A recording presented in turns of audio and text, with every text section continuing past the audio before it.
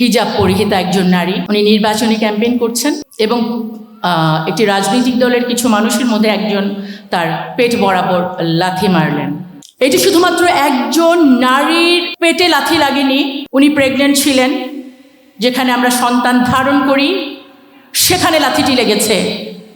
এটি সমগ্র নারী জাতির জন্য একটি অত্যন্ত অপমানজনক এবং আমি নিজে লজ্জিত এরকম গর্ভ থেকে আমার এরকম কোনো সন্তান জন্ম হতে পারে যারা সে গর্ভেই লাথি মারেন।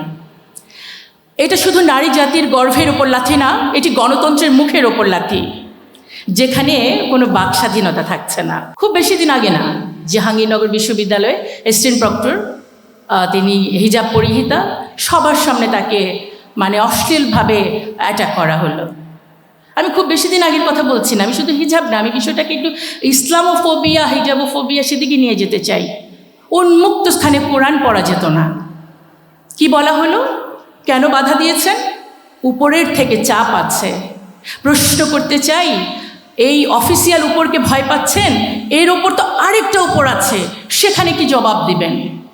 এই 24শে জুলাইয়ের পর একটি নতুন বাংলাদেশ দেখব আমরা প্রত্যেকেই ভেবেছিলাম, কিন্তু এই নতুন বাংলাদেশে প্রকাশ্যে এখন নারীদের হিজাব টেনে খুলে ফেলা হচ্ছে।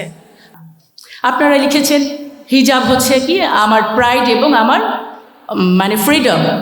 প্রাইড তো আমাকে প্রাউড করলেন আমার রব, আর আপনারা দুনিয়ার মানুষ এই হিজাবের জন্য আমাকে অপমানিত করলেন, লাথি মারলেন। আর ফ্রিডম কথা বলতে চাইলে কি হচ্ছে সেটি তো আমরা প্রত্যেকেই দেখছি। আমরা এই আন্দোলনের পর আমরা ভাবছি যে কি দেখার কথা কি দেখছি, কি শোনার কথা কি শুনছি।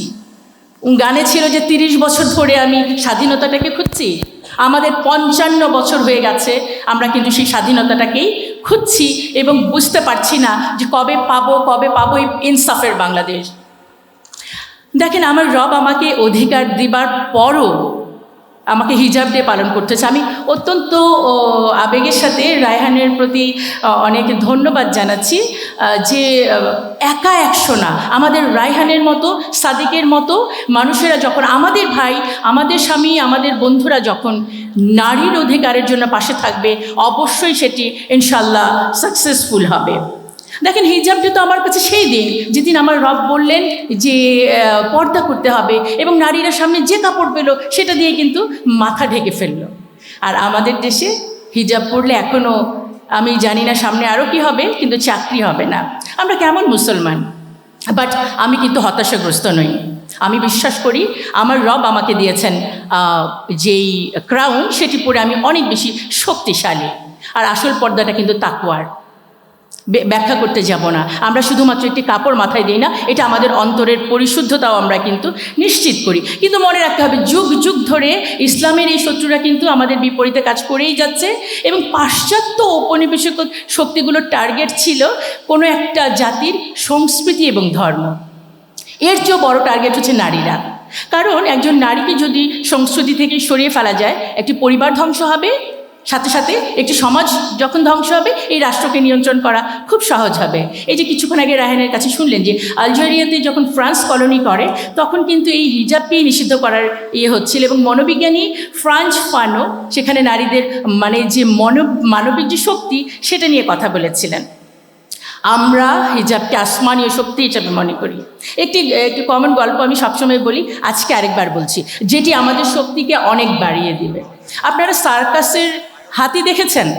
একটি জঙ্গল থেকে যখন খুব দুরন্ত হাতিকে নিয়ে আসা হয়, প্রথমে কিন্তু সে বশ মানে না। কি করা হয়?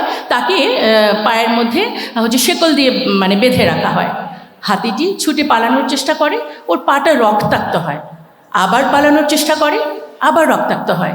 এভাবে করে তার মধ্যে একটা আত্মবিশ্বাস জন্মে যে সে আর কখনো এখান থেকে বের হতে পারবে না। সুতরাং তারপর সেই নর্মাল যেই সার্কাসের যে তাঁবুগুলো দেখেছেন, কেমন পাতলা কাপড় দেয়া বাঁশের মধ্যে লাগানো, একদিন সেই তাঁবুতে আগুন লাগলো, সবাই যার যার মতো পালিয়ে গেল।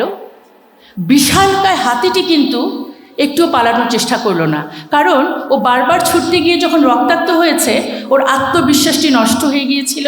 ও ভেবেছে আমি যদি আবার পালানোর চেষ্টা করি, আমি আবার ব্লিডেড হব। সেই বিশালকার হাতিটি আত্মশক্তি নষ্ট হয়ে যাওয়ার ফলে, তার আত্মপরিচয় নষ্ট হয়ে যাওয়ার ফলে পুড়ে মারা গেছে।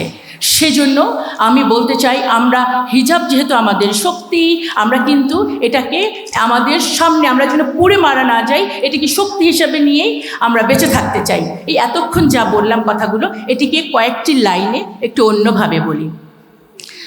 আমি হিজাবি এই নামে বলি, তারপর শেষ করছি ইনশাল্লাহ। হিজাব শুধু এক টুকরো কাপড় নয়, আর এই কাপড়ের ডিজাইনারও তোমার আমার মতো কেউ নয়। ডিজাইনার স্বয়ং আমার রব। রবের প্রতি আত্মসমর্পণের এ আমার এক অলিখিত দলিল।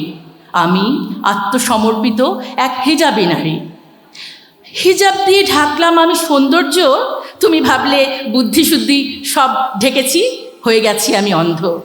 তাই তোমার পুঁজিবাদী সমাজে দাসদের মতো আমার জন্য অনেক দরজা হলো বন্ধ। তুমি আসলে বুর্জোয়া, তাই আমাকে ভাবছো প্রলেতারিয়েত। শুনতে পাচ্ছেন জনাব কার্ল মার্কস, আপনার ছাত্ররা আমার হিজাবকে বানিয়েছে রাজনৈতিক মুনাফার মূলধন। আর এই হিজাবিদের দিয়েছে সমাজে আরেকটি ক্লাস। ওরা হিজাবি, ওরা ওপেন মার্কেট ইকোনমির কি বোঝে? ট্রাম্প আর ওবামার ফরেন পলিসিকে ওদের মাথায় ঢুকবে? একেই মুসলিম, আবার নারী, আবার হিজাবি। ওরা তো স্বেচ্ছা নির্বাসিত, আধুনিক সময়ে বড্ড বেমানান। আমি দৃপ্ত কণ্ঠে বলতে চাই, আমি হিজাবি। হিজাব আমার অধিকার, হিজাব আমার রবের নির্দেশ, হিজাব আমার অহংকার। আমি পাশ্চাত্য সভ্যতার গোলাম নই, আমি আমার রবের গোলাম। গোলামি না আজাদি, আজাদি আজাদি। গোলামি না হিজাবি, হিজাবি হিজাবি। ধন্যবাদ। আমি অনেকক্ষণ ধরে এখানে বসা, মনে হচ্ছিল হিজাব নারীর অধিকার, সেটা নিয়ে একটা প্রোগ্রাম। শুধু চোখে পড়ছে নারী আর নারী।